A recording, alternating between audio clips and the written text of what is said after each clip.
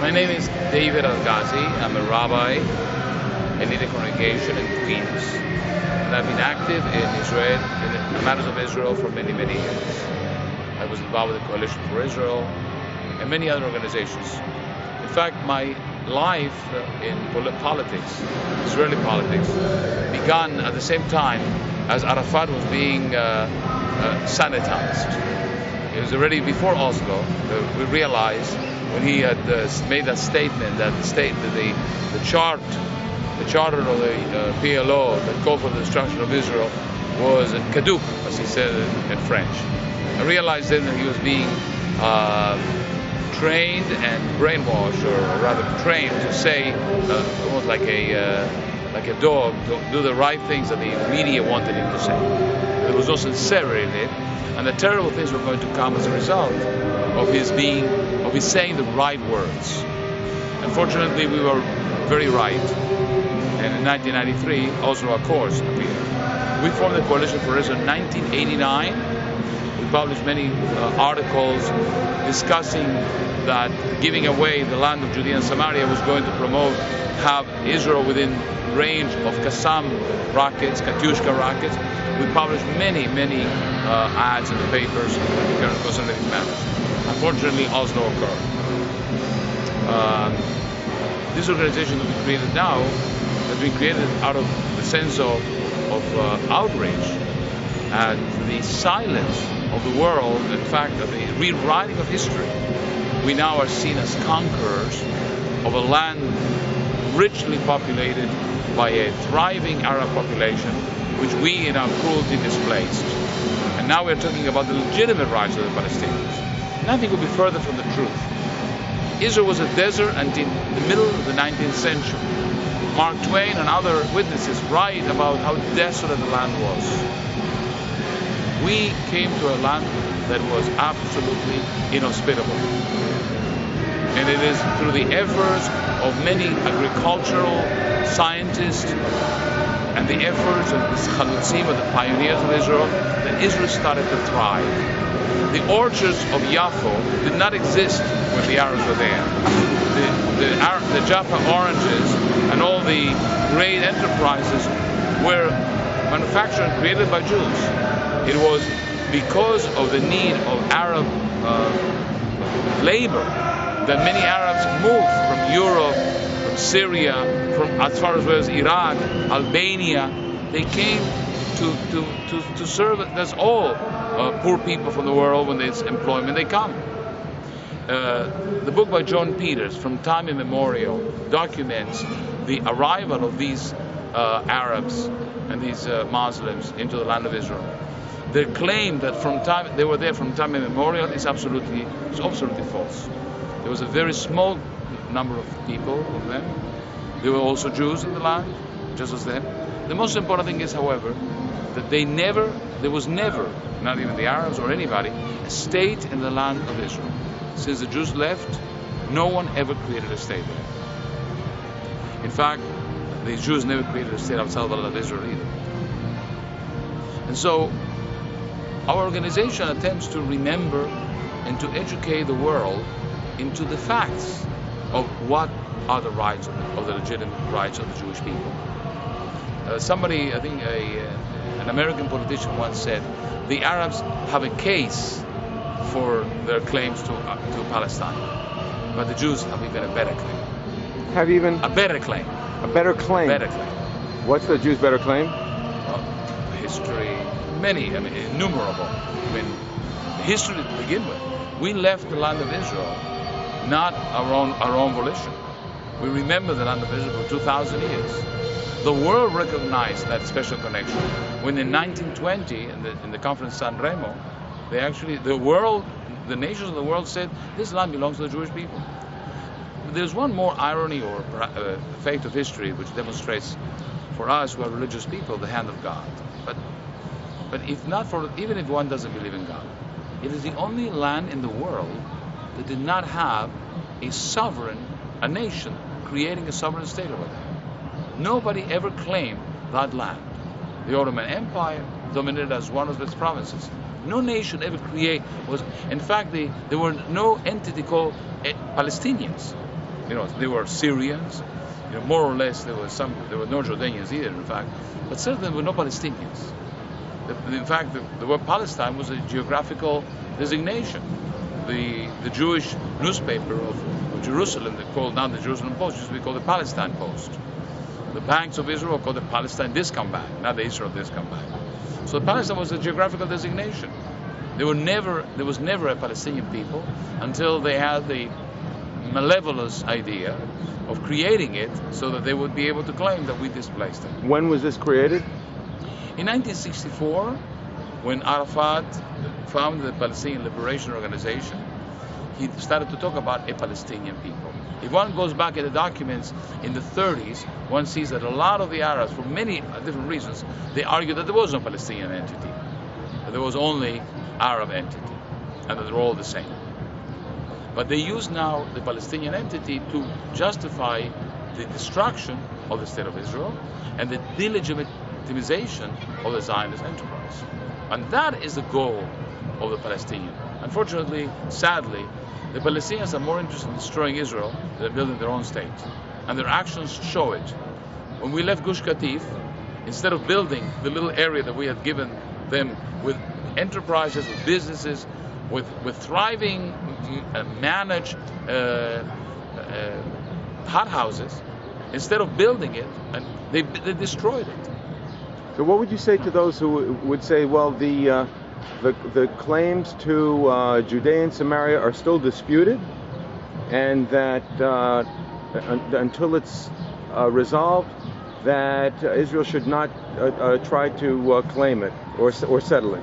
Well, if you go back in history, remember that the League of Nations declared the entire area called Palestine, which extended it from the Mediterranean Sea past the Jordan River all the way to almost the Euphrates, just the land which had been given to Abraham, including the present Jordan, to the Jewish people to create a national homeland there.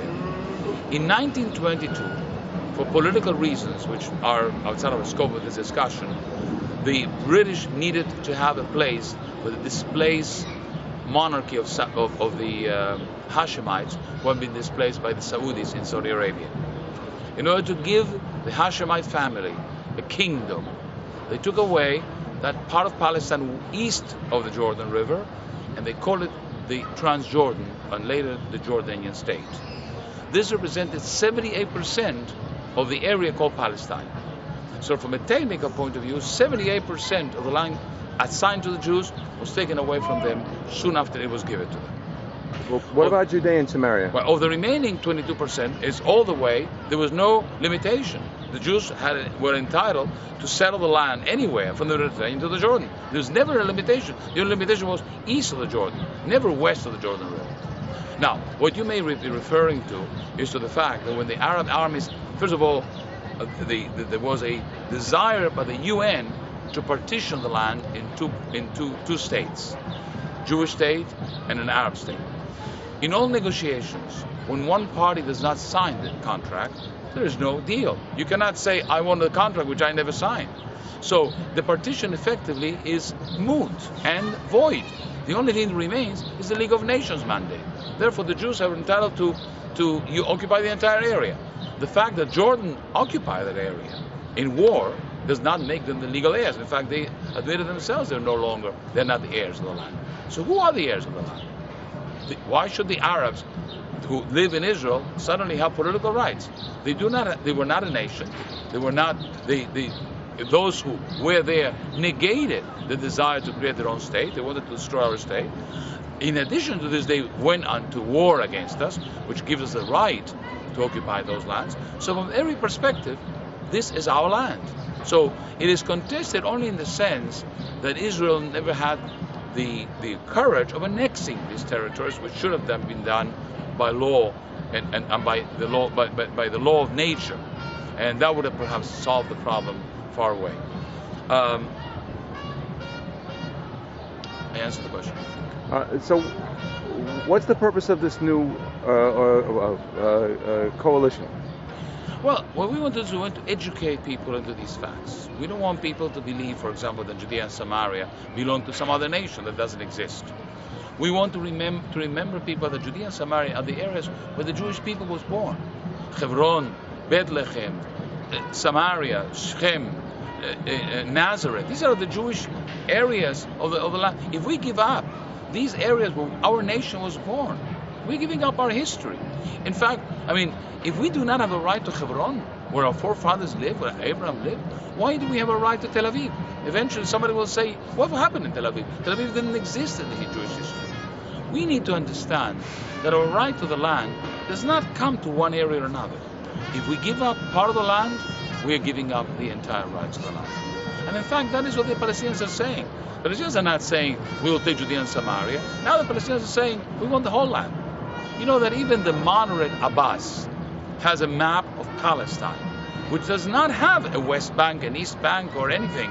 It's a whole land of Israel, including the West Bank and of course, Tel Aviv and Haifa and Beersheba and Eilat. All of it is part of the whole Palestine. So what would the risk of establishing any Palestinian autonomous state be? Well, first of all, it's just as has happened with Gaza. A nation bent on war, full of hatred, with a history of stated declarations to destroy its neighboring state, is not going to be neither economically viable, politically healthy, or a good neighbor under any circumstances. In fact, as it happens in Gaza now, it is the home of terrorists, Al-Qaeda, and other cells operating just as they were operating in Afghanistan. They are now in Gaza a hotbed that's creating terror, not only for Israel, but for the whole world. And Israel is defending the Western civilization today. And we need Israel to be strong.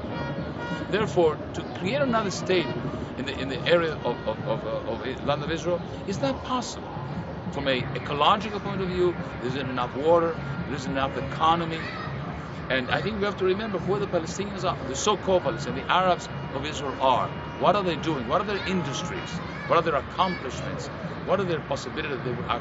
They're living of the dole and the largesse of the European, un-American taxpayers. And with it, they're buying weapons and they're buying bombs.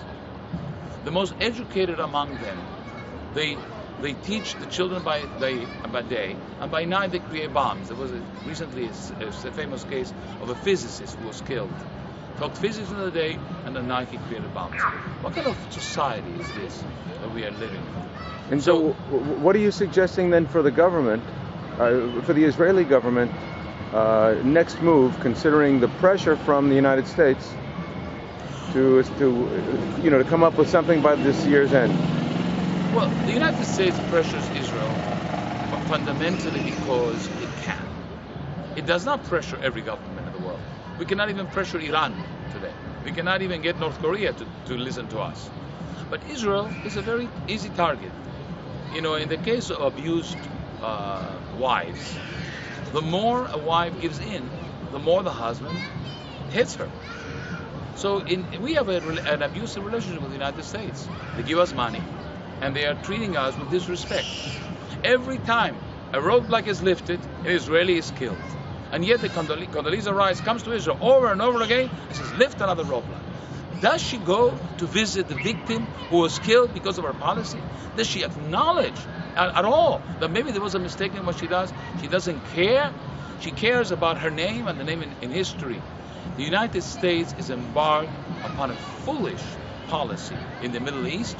It will yield nothing, and it will continue to yield nothing. And it's sad to see politicians such as the current president, who I have a lot of respect for, having embarked in the last year of his presidency in this foolish dream, illusion of having peace with the Arabs. I think that the Israelis should simply learn to say no. Learn to say, this is what we want to say to the Israeli government. Teach the American government, this is our land. Bush made a beautiful speech in the Knesset, saying this is the land that they gave to our forefathers. But he is working with the Palestinians to give up that land. If it is our land, let's keep it as our land. We do not want to throw the Arabs out of the country. We want the Arabs to live as respectable residents of the country with municipal rights, with social rights. They will not have political rights. they're not going to create in the land of Israel another state, even if they are the majority. So if they're not happy living in a country that can give them economic success, great, wonderful health situation, and they cannot live in peace with the idea of a Jewish state, they don't belong in the Jewish state. They don't belong in the state of Israel. If the only way for these people to live is in war, then we have to treat them as war. Those who come to Israel in peace and accept the fact that the Jewish people has returned to the land of Israel and it wants to keep this land, then they're welcome. I want to tell you, by the way, that the fundamental conflict here is not between territory. Fundamental conflict is deep. Does the Jewish state have a right to exist anywhere?